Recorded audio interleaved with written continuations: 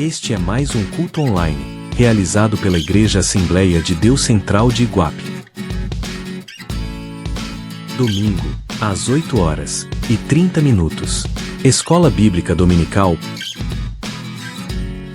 E às 17h30, culto de louvor e adoração a Deus. Terça-feira, culto de oração, às 19h.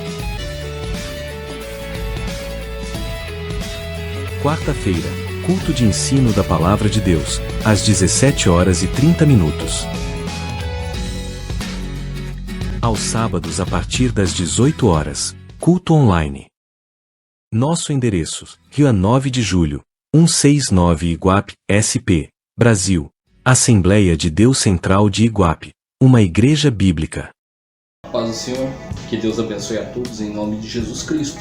É um prazer muito grande estar recebendo você e estar aí compartilhando a palavra de Deus. Você é o nosso irmão em Cristo, nós gostamos de você, você é muito importante para nós.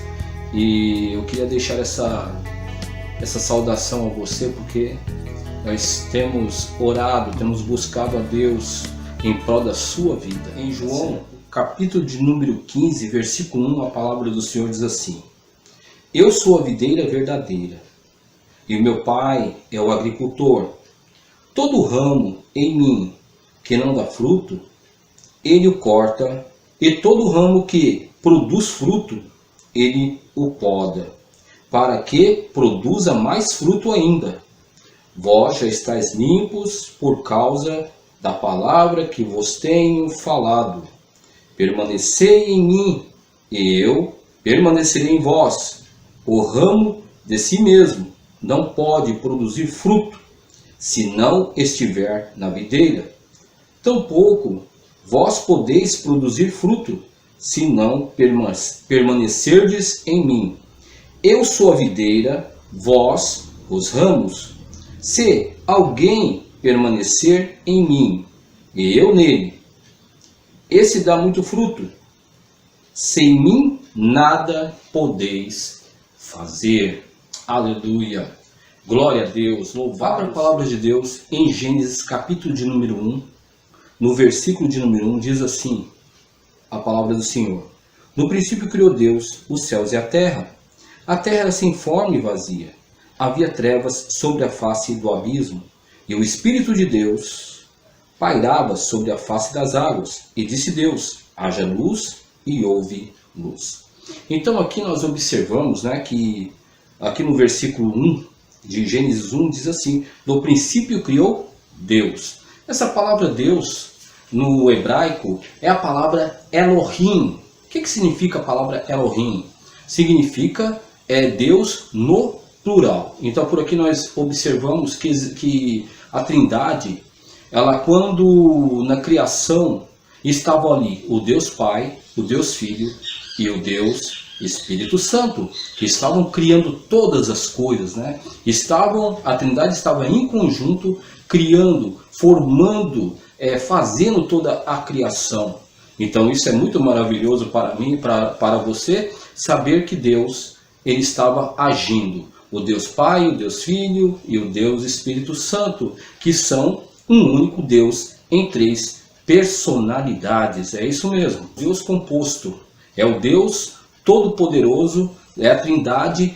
Está em Gênesis 1, versículo de número 26, que diz assim: Então disse Deus: façamos o homem à nossa imagem, conforme a nossa semelhança.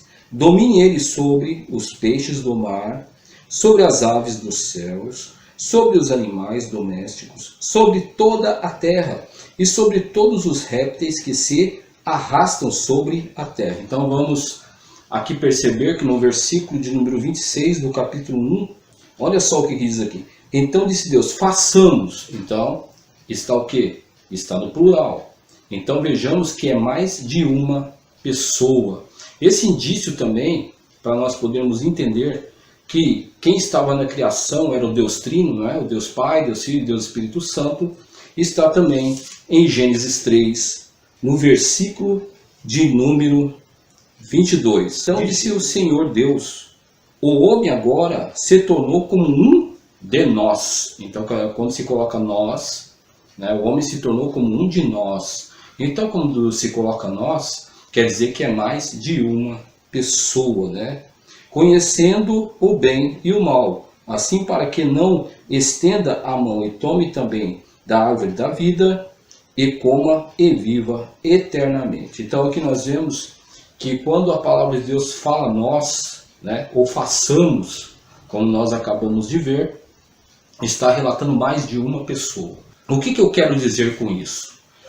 Bom, meus amados, veja bem que o livro de Gênesis, nós entendemos sobre a criação dos céus e da terra, os animais e até mesmo o ser humano, que é o quê? É a coroa da criação. É isso mesmo, nós entendemos sobre isso.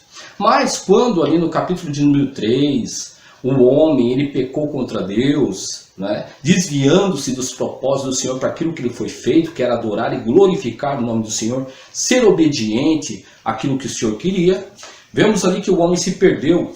E no decorrer do tempo, no Velho Testamento, nós podemos observar através dos sacrifícios, né, através ali muitas vezes dos profetas, muitas vezes ali da Arca da Aliança, muitas vezes ali muitas vezes, sabe, os utensílios do templo em geral, tudo isso estava apontando para quem? Para Jesus Cristo. E é interessante, nós observamos, como nós lemos ali em João, nós vamos entrar nesse âmbito daqui a pouco, só uma explicação. Veja bem que no capítulo de número 1, a palavra do Senhor, ela também nos ensina uma coisa muito interessante e tremenda, né? João no capítulo 1 diz assim: no princípio era o verbo, e o verbo estava com Deus, e o verbo era Deus. Ele estava no princípio com Deus, todas as coisas foram feitas por meio dele, e sem ele nada do que foi feito se fez. Nele estava a vida, e a vida era a luz dos homens, né? A luz resplandeceu nas trevas, e as trevas não prevaleceram sobre ela. Houve um homem enviado de Deus, cujo nome era João. Este veio como testemunha para testificar a respeito da luz, a fim de que todos crescem por meio dele. Ele não era a luz, mas veio para testificar da luz. A luz verdadeira que ilumina a todos os homens estava vindo ao mundo. Estava no mundo. O mundo foi feito por meio dele, mas o mundo não o conheceu. Veio para o que era seu, mas os seus não o receberam.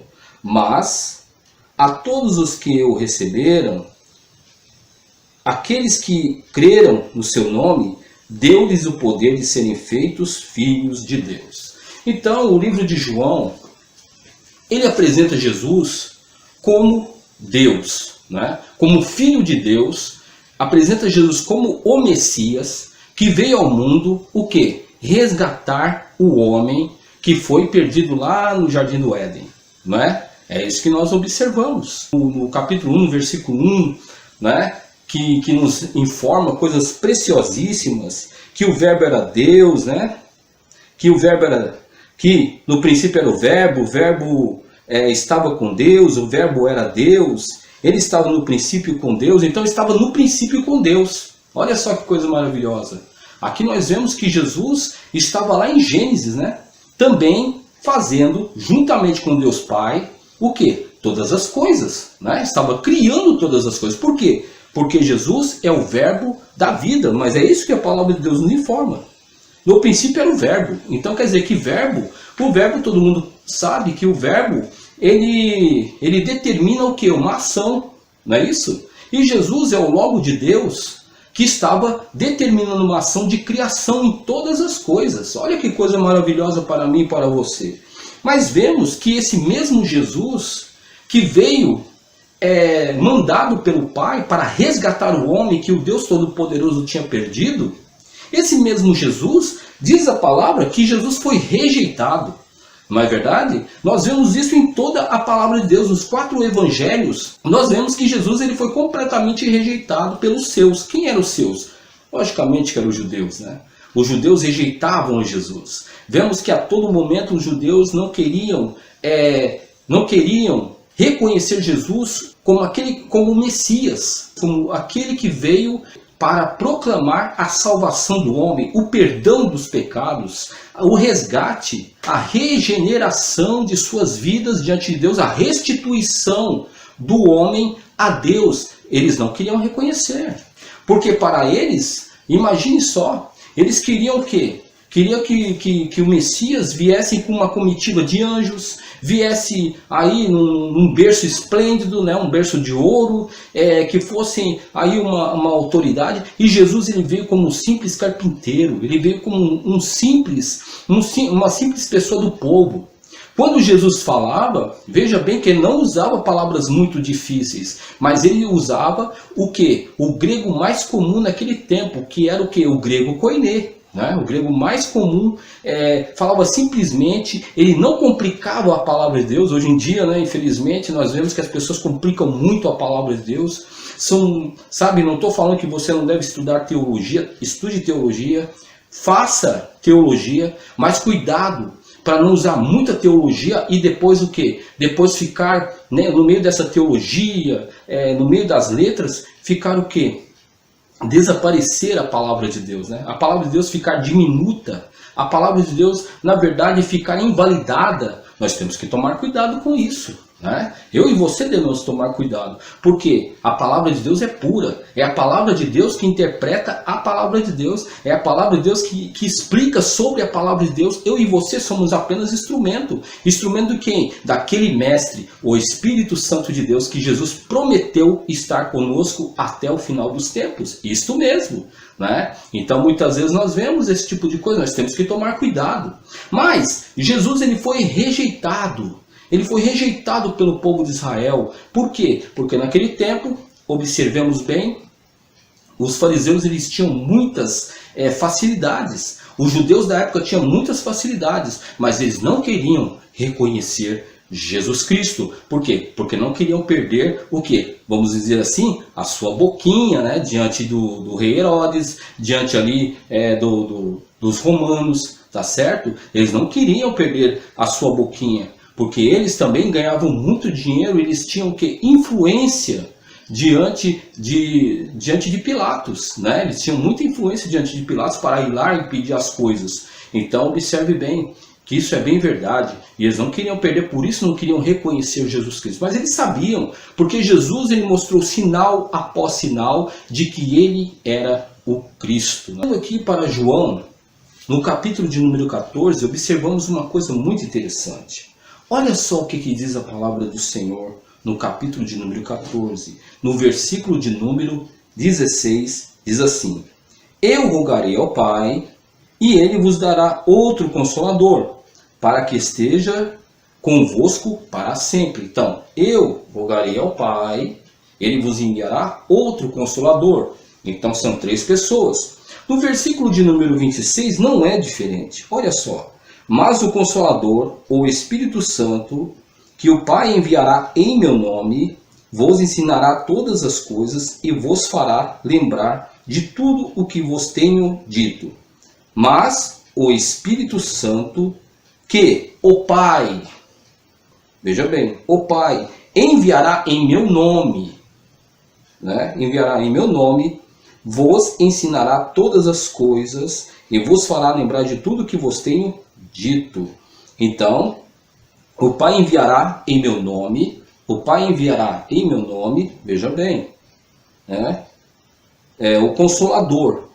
Então são 3 também. Olha que coisa maravilhosa, é descobrirmos que o Evangelho de João também revelou a Trindade, não é? Que coisa maravilhosa, né? A compostosidade, né, de Deus. E aqui nós vemos aqui no capítulo 15, então aqui no versículo 26, a palavra do Senhor diz assim: Quando vier o Consolador, que eu da parte do Pai enviarei. Olha só que coisa. Quando vier o Consolador, que eu da parte do Pai, então são 3 pessoas, né? Que maravilha! Então aqui nós vemos que em todos esses versículos que nós lemos aqui, existe o quê? Existe a Trindade, não é? Que coisa maravilhosa! Veja bem, no capítulo 16 também, no versículo de número 7, olha só o que diz a palavra do Senhor. 16, versículo 7, diz assim: Todavia digo-vos a verdade, convém que eu vá, porque se eu não for, o Consolador não virá para vós, mas se eu for, eu o enviarei. Então aqui nós vemos que Jesus enviaria quem? O Consolador. Aqui nós observamos que quando Jesus ele fala isso, ele está falando outro do mesmo tipo, ou seja, o Paracleto de Deus, né? Então é interessante nós estarmos notando esse tipo de coisa, que aqui também fala da Trindade. Se nós formos aí analisar todo o capítulo 16, do versículo 7 até o 16, nós vamos perceber que ali também existe um perfil do quê? Da Trindade também. Então, quando ele vier, convencerá o mundo do pecado, da justiça e do juízo. Do pecado, porque não crê em mim. Da justiça, porque vou para o Pai e não me vereis mais. Do juízo, porque já o príncipe deste mundo está julgado. Ainda tenho muito que vos dizer, mas vós não podeis suportar agora. Mas, quando vier o Espírito da verdade, ele vos guiará em toda a verdade. Não falará de si mesmo, mas dirá tudo o que tiver ouvido, e vos anunciará o que há de vir.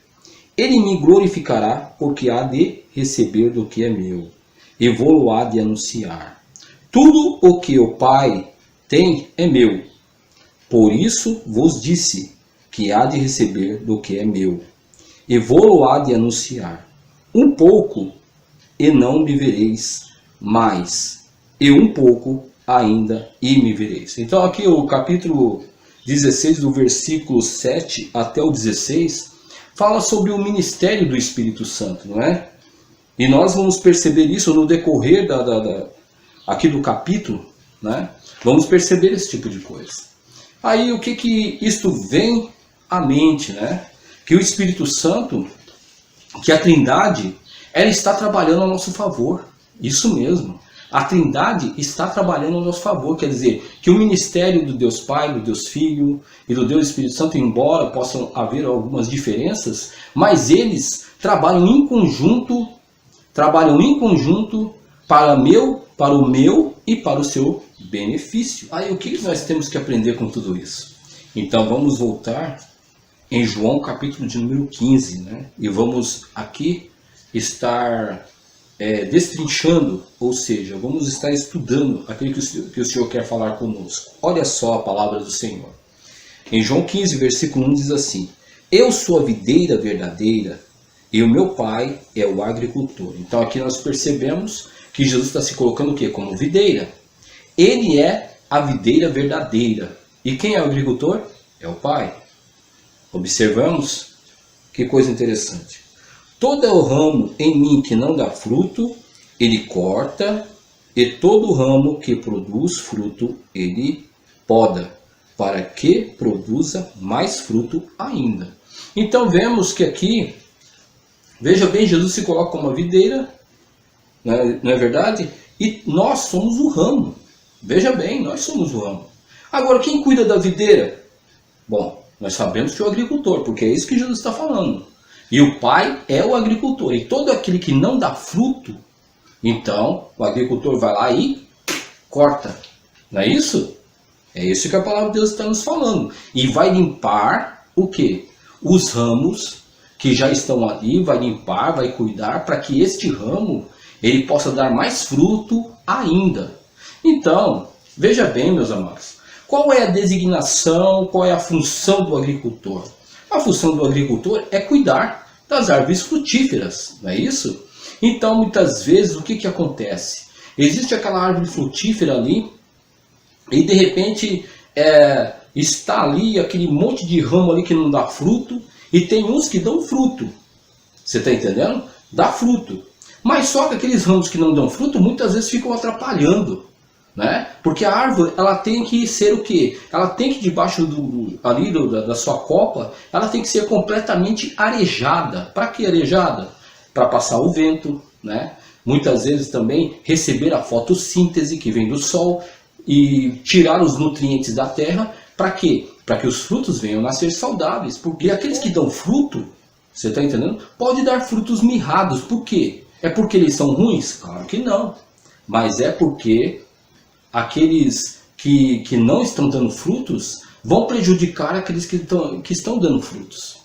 A palavra do Senhor nos informa, né? No Salmo 1, bem-aventurado o varão que não anda segundo o conselho dos ímpios, nem se detém na roda dos escarnecedores. Agora a pergunta, muitas vezes ali dentro da casa de Deus existem escarnecedores, existem pessoas que querem o mal da outra. Veja bem que eu e você somos o ramo. Sim, eu e você somos o ramo. Agora, cuidado com pessoas que não querem nada com Deus, que podem influenciar você a fazer coisas erradas e vão acabar estragando o seu fruto. Cuidado, meu irmão. Cuidado, minha irmã, com isso aí. Cuidado com as fofoquinhas, com as bolinhas, você está entendendo? Cuidado com as rebeliões, com as falácias, né, que muitas vezes não produzem nada. O próprio apóstolo Paulo ele fala lá em 1 Coríntios, no capítulo de número 15, versículo 33, que as más conversações corrompem os bons costumes. Então, será que eu e você não temos que vigiar com respeito a isso? Você está entendendo? Se você tem pessoas dentro da igreja, porque, veja bem, não é? Sempre vai existir o joio no meio do trigo. Não existe o joio no meio do trigo? Sempre vai existir. Na igreja do Senhor vai existir pessoas que realmente servem a Deus e aqueles que não servem. Se você observa que tem pessoas ali que não estão dando frutos conforme a vontade de Deus, ou que não estão dando fruto nenhum, você vê que são vidas totalmente desconcertadas, a palavra de Deus nos ensina que nós devemos evitar essas pessoas. Por quê? Porque se não evitar, essas pessoas podem estragar os nossos frutos. Isso mesmo, vão acabar estragando os nossos frutos. Então temos que tomar cuidado com essas coisas. Olha só, e é isso que Jesus justamente está falando. Porque se essas pessoas não se arrependerem, continuarem sendo que ramos secos, meu irmão e minha irmã, eu não tenho aqui como mentir, mas é o que a palavra de Deus diz. Se nós discorrermos aqui no texto, essas pessoas serão arrancadas. Você está entendendo? E vão ser jogadas na onde? Vão ser jogadas na fornalha ardente. Né? Então é isso que a palavra de Deus nos ensina. Então tome cuidado, eu e você devemos tomar cuidado. Por quê? Porque o agricultor ele está vigiando a videira. O agricultor ele está de olho na videira. E a palavra de Deus nos informa também.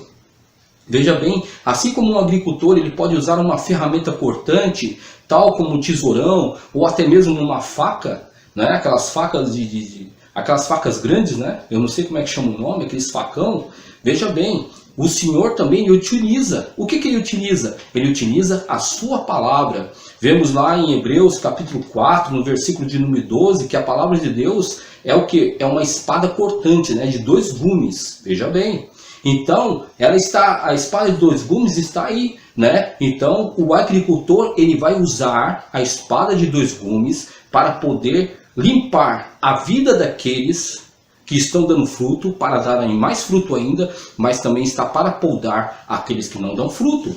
Veja bem, é isso que o Senhor está dizendo para mim e para você, que nós devemos tomar cuidado. Que nós devemos tomar cuidado, porque o Senhor ele está vigiando a sua igreja. Veja bem que Jesus ali, quando ele se coloca com a videira, ele está colocando como o corpo da árvore, né? Vemos ali o tronco, ele é o tronco. Mas, veja bem que os ramos, na verdade sou eu e você, nós devemos estar o quê? Estar preso na videira, estar preso nele para que nós possamos dar fruto. Agora olhe bem aqui o que diz a palavra do Senhor. Olha só no versículo 4. Permanecei em mim e eu permanecerei em vós. O ramo de si mesmo não pode produzir fruto se não estiver na videira. Tampouco vós podeis produzir fruto, se não permanecei em mim. Versículo 5, olha só que coisa maravilhosa. Eu sou a videira, vós os ramos. Se alguém permanece em mim, e eu nele, esse dá muito fruto. Então quem permanece em Jesus vai dar muito fruto. Veja bem, no versículo 5. Esse dá muito fruto. Sem mim nada podeis fazer. Ah, eu quero dar fruto, que não sei o quê. Não, você está ligado em Jesus? Você está preso na videira? Né? Será que você está preso na videira? Então você tem que analisar a sua vida diante do Senhor, fazer uma reflexão, dobrar o seu joelho, ver como é que você está diante de Deus. Se você não está dando fruto, meu irmão, cuidado. Cuidado, porque sem Jesus você não pode fazer nada. Você não pode fazer nada. Você está entendendo? Se você estiver fora de Jesus, você não pode fazer nada. Então, que nós venhamos a estar nos conscientizando desse tipo de coisa, para que nós possamos dar mais fruto ainda. Agora, observemos que coisa maravilhosa da parte do Senhor. Olha só a revelação de sua palavra para mim e para você, que nós devemos estar na presença de Deus. Agora, o que corre, né? O que corre na videira para que os ramos eles possam dar fruto? Logicamente que é a seiva, né? A seiva está dentro ali do corpo da árvore, né? O Espírito Santo é a seiva que deixa a igreja viva. Meus amados, veja bem, se você estiver como um ramo seco, e o Espírito Santo ele quer muitas vezes frutificar na sua vida, porque vemos lá em Gálatas, né, no capítulo de número 5, fala o quê? Fala sobre o fruto do Espírito, né, que é paz, longanimidade, benignidade, domínio próprio, temperança. Veja bem, se você não está dando esses frutos, se você está começando a viver uma vida na carne, né, porque Gálatas também fala sobre isso, meu irmão, veja bem, tome cuidado, porque você pode estar passando um sério perigo de perder a sua salvação. Sim, perder a sua salvação. Então, nós devemos analisar, nós devemos deixar que o Espírito Santo ele venha dar frutos através de nós. Você está entendendo? Fazer com que o reino seja expandido através das nossas vidas. Agora, venhamos a perceber que a árvore, ela dá fruto para os outros comerem. Sim, a árvore, ela vai dar fruto para as pessoas comerem. Agora, observe bem, se eu e você não damos fruto, o que as pessoas vão achar? Não vão achar nada, não é verdade? Não vão achar nada. Aí vão falar o quê? Vão falar mal da árvore. Ah, porque a árvore não presta, porque a árvore está podre, porque essa árvore está estéril. Não foi isso que aconteceu ali na figueira? Foi isso que aconteceu. Que Jesus foi procurar ali fruto naquela árvore e de repente não achando, amaldiçoou aquela árvore. E vemos aqui, que no caso aqui, o próprio Jesus, ele é a árvore. Olha só.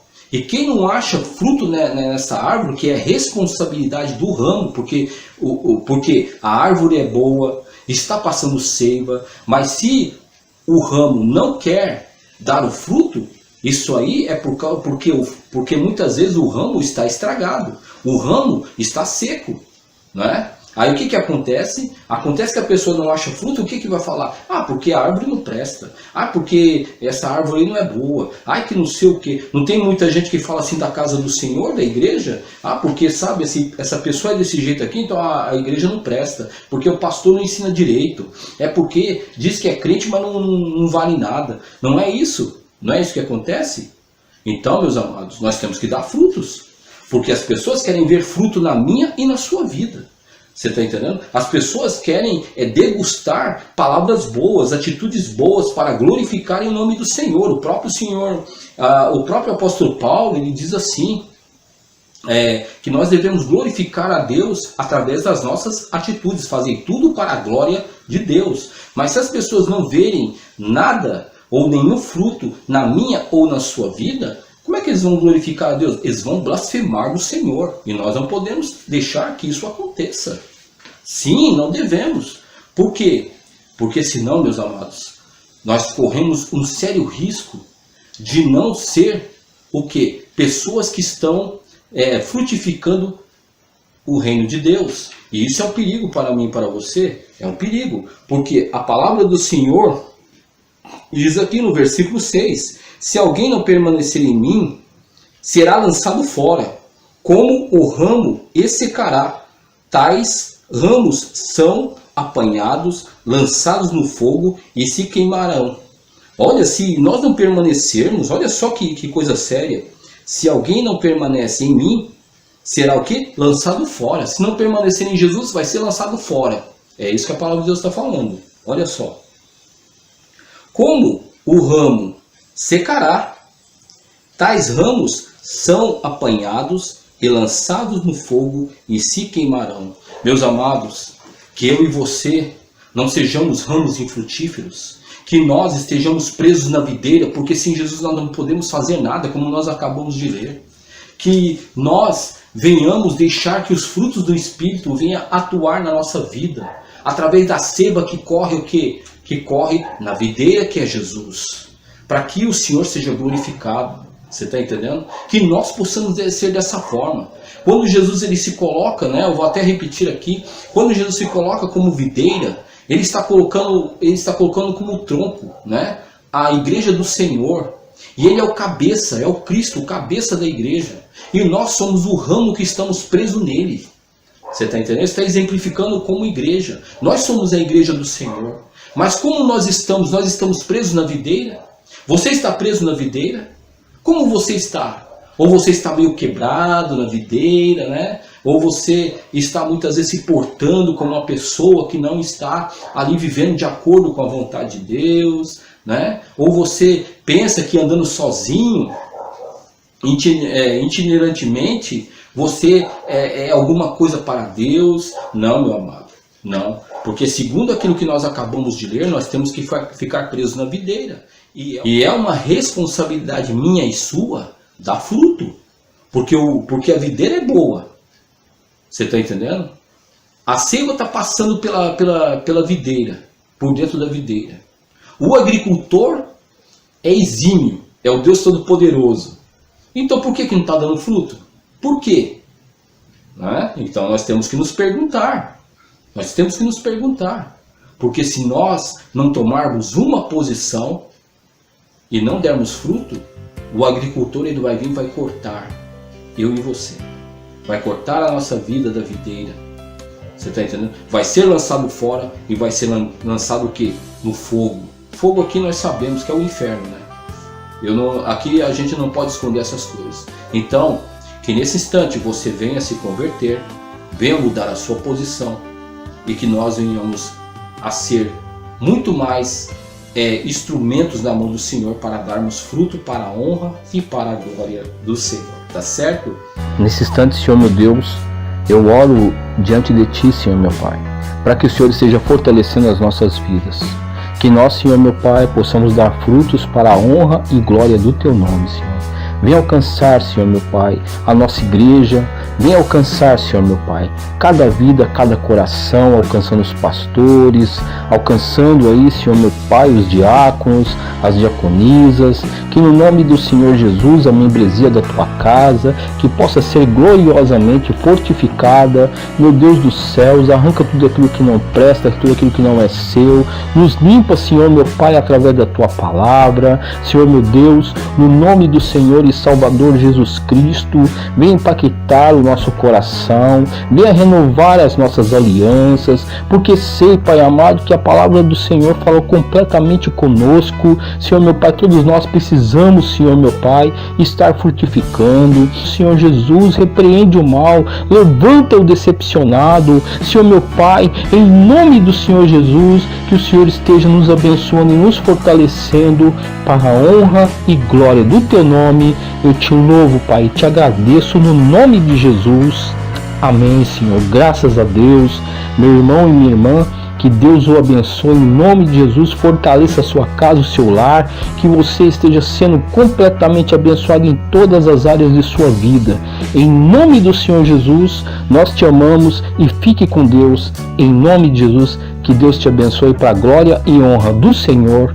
Amém, Jesus. Que Deus abençoe, meu irmão, em nome de Jesus. Amém.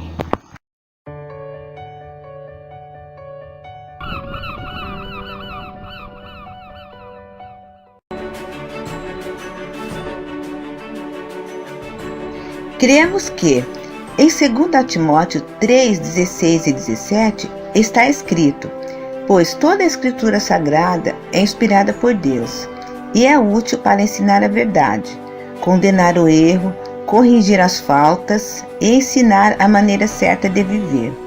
E isso para que o servo de Deus esteja completamente preparado e pronto para fazer todo tipo de boas ações.